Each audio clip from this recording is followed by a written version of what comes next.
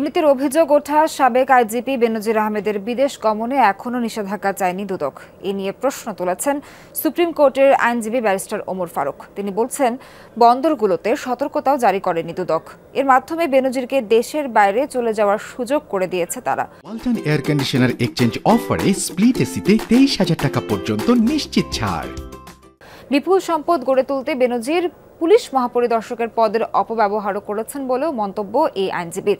Barrister Omar Faruk বলেন, বঙ্গবন্ধুর আদর্শ ও দুর্নীতির বিরুদ্ধে বড় বড় কথা বলে বেনজির তলে তলে দুর্নীতি করে গেছেন, যা শুধু পুলিশ কিংবা প্রশাসনের নয়, দেশের ভাবমূর্তি নষ্ট করেছে।